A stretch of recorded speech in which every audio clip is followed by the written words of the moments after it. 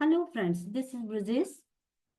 आज का टॉपिक मैं लेकर आई हूँ मजबूत नेतृत्व, खुशहाल देश, strong leadership and happy country. मेरी बात से आप निश्चित तौर पर सहमत होंगे कि किसी भी देश का मुखिया उस देश की खुशहाली के लिए जिम्मेदार होता है, क्योंकि वही देश की दशा और दिशा को निर्धारित करने के लिए अधिकृत होता है। वर्तमान समय में हमारा देश हिंदुस्तान और पाकिस्तान के हालातों को अगर आप गंभीरता से देखें और तुलनात्मक तौर पर इसके बारे में सोचें, तो आप समझ जाएंगे कि नेतृत्व कितनी महत्वपूर्ण भूमिका अदा करता है किसी भी देश की खुशहाली के लिए। अगर मैं एक विस्तार से बात करना चाहूं तो मैं ये कह सकती हूँ कि किसी भी समाज में, किसी भी परिवार में मुखिया की भूमिका महत्वपूर्ण होती है, क्योंकि वही नीतियों का निर्धारण करता है, वही देश या परिवार की दिशा और दशा को तय करता है। तो आज का टॉपिक इसी पर बेस्ड है। मैं आपके सामने प्रस्तुत करने वाली हूँ एक विवेकपूर्ण और सटीक विवेचन। तो आइए शुरू करते हैं। सबसे पहले, मजबूत नेतृत्व क्या है, आप इस बात पर सोचिए। मजबूत नेतृत्व का मतलब है कि किसी भी देश का मुखिया, किसी भी देश का लीडर कितना स्ट्रांग है।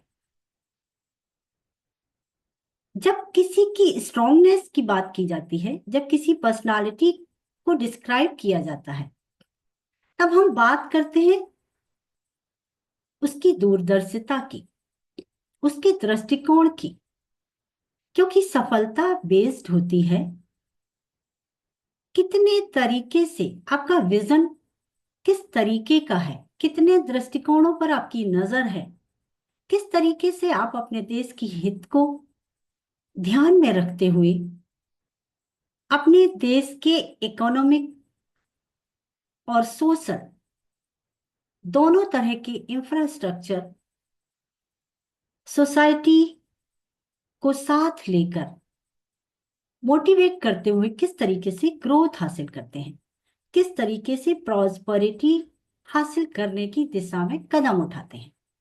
तो अगर कोई लीडर दूरदर्शी होगा तो निश्चित तौर पर वो अपने देश के हित में लॉन्ग टर्म योजनाएं बनाएगा, बेसिक इंफ्रास्ट्रक्चर मजबूती से डेवलप करेगा और आर्थिक नीतियां इस तरह की होंगी उसकी कि रोजगार बढ़े, समाज में, देश में लोग सुरक्षित महसूस करें।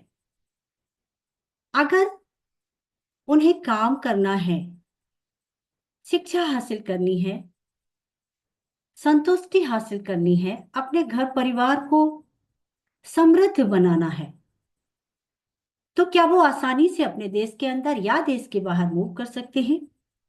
क्या आसानी से अपने गोल हासिल कर सकते हैं? सिस्टम इसमें कितना सहयोग करता है, इस पर बेस्ड नीतियां बनानी पड़ती हैं देश के नेतृत्व को। अगर विजन अच्छा होगा, दिशा सही होगी और उस दिशा को हासिल करने के लिए, उस दिशा पर चलने के लिए अप्रोच सही होगी, फ्यूचरिस्टिक अप्रोच होगी, भविष्य पर आधारित अप्रोच होगी, तो निश्चित तौर पर आपके देश का नेता या आपके परिवार का मुखिया दूरदर्शी कहलाएगा। इसके लिए बहुत सारी चीजें चाहिए होंगी, नए नए आइडियाज चाहिए होंगे, ग्रोथ को किस तरीके से मैनेज किया जाए उस पर ध्यान देना होगा, टीम वर्क चाहिए, बहुत सारी स्ट्रेटेजी चाहिए, बहुत सारी रिसोर्सेज चाहिए और नीतियों में जरूरत के अकॉर्डिंग समय समय पर बदलाव चाहिए। तो इस तरह की अप्रोच अगर किसी भी नेता की है तो निश्चित तौर पर वो नेता दूरदर्शी दृष्टिकोण रखता है। अगर नेता डिसीजन लेने में सक्षम नहीं है या हठधर्मिता का शिकार है, या उसके इर्द गिर्द जो उसका मंत्रालय है, उसका मंत्रिमंडल है, सॉरी, जिनसे वो राय लेता है, वो व्यापक नजरिया नहीं रखते हैं। उनके दृष्टिकोण सूक्ष्म हैं। उनके उनकी दृष्टि में सहयोग करना, उनकी विजन सुनिश्चित नहीं है, नीतियां सुनिश्चित नहीं है, और साथ ही साथ उनका दृष्टिकोण देश हित में काम करना नहीं चाहता। नियत उनकी अगर ठीक नहीं है तो विजन निश्चित तौर पर खराब होगा। उदाहरण के तौर पे अगर आप महाभारत में देखना चाहें तो धृतराष्ट्र एक काबिल राजा थे। रिसोर्सेस की कमी नहीं थी, क्या अभाव था? दूरदर्शी दृष्टिकोण उनका नहीं था, उनकी अप्रोच सही नहीं थी, लीडरशिप में कमी थी, इसीलिए महाभारत हुआ। और आज के समय में आप देख सकते हैं पाकिस्तान के पास किस चीज की कमी है? वो रिसोर्सेस को सही तरीके से यूज नहीं कर पा रहा, पड़ोसियों के साथ उनके संबंध सही नहीं है, आर्थिक रूप से बहुत अधिक कमजोर है, लीडरशिप कमजोर है, निर्णय लेने की क्षमता उनमें नहीं है। तो हालात आप देख ही रहे हैं। किसी भी नेता का विजनरी अप्रोच बनाए रखना किसी भी कंट्री की प्रॉस्पेरिटी के लिए कितना अधिक जरूरी है। सोशली और इकोनॉमिकली दोनों ही तरीके से सही संबंध बनाए रखना, जियो और जीने दो की पद्धति पर चलना, शांतिपूर्ण विकास मार्ग सुनिश्चित करना, पड़ोसी देशों के साथ गरिमापूर्ण संबंध बनाए रखना, आत्मनिर्भरता की ओर मजबूती से बढ़ना और सटीकता से अपनी बात को प्लेटफॉर्म देना, सटीकता से अपनी बात को अंतरराष्ट्रीय मंच पर रखना, ये एक मजबूत लीडरशिप का उदाहरण है, मजबूत लीडरशिप की काम करने का तरीका है। नेक्स्ट देख लेते हैं मजबूत बुनियादी ढांचा। अगर हमारा आर्थिक ढांचा मजबूत नहीं है, हम आत्मनिर्भर नहीं हैं आर्थिक रूप से, तो फिर आप चाहे जितना भी प्रयास कर लें, कोई भी नेता, कोई भी नेतृत्व कमजोर ही साबित होगा। क्योंकि आर्थिक रूप से अगर आप मजबूत हैं तो ही आप मजबूती से निर्णय ले सकते हैं। व्यापारिक संबंधों का ताना बाना आर्थिक इंफ्रास्ट्रक्चर पर ही बेस्ड होता है। अगर आप सक्षम हैं तो दूसरों को सहारा दे सकते हैं, और आप सक्षम हैं तो दूसरे भी आपको सहारा देने के लिए तत्पर रहते हैं। व्यापारिक संबंधों का सारा ताना बाना इसी पर बेस्ड होता है, साझा विनिमय, फिर वो चाहे तकनीक का हो या रिसोर्सेस का हो, एसेट्स का हो, तकनीक का हो, विज्ञान का हो, फिर वो चाहे अंतरिक्ष के क्षेत्र में हो या किसी भी तरह की तकनीक को साझा करने के संबंधित हो, या औद्योगिक बुनियाद खड़ी करने से संबंधित हो, व्यापारिक सहयोग से संबंधित हो, आयात निर्यात से संबंधित हो। अगर किसी देश के पास ढांचा बुनियादी तौर पे मजबूत है, बेसिक ढांचा मजबूत है, आर्थिक रूप से सक्षम है अगर आप, तो ही आप एक मजबूत नेतृत्व दे सकते हैं। और ये भी किसी भी देश की खुशहाली के लिए बहुत अधिक आवश्यक है। भावनात्मक बुद्धिमत्ता, इमोशनल इंटेलिजेंस एक ऐसी काबिलियत है जिसके माध्यम से ही किसी भी देश के नेतृत्व को संभाला जा सकता है। अब आप कहेंगे कि नेतृत्व और इमोशनल होना ये दोनों विपरीत चीजें हैं। मैं कहूंगी जी नहीं, इमोशनल इंटेलिजेंस एक ऐसी काबिलियत है जिसको कि बिना अप्लाई करे कोई भी नेतृत्व लंबे समय तक किसी भी देश पर शासन नहीं कर सकता। क्यों नहीं कर सकता?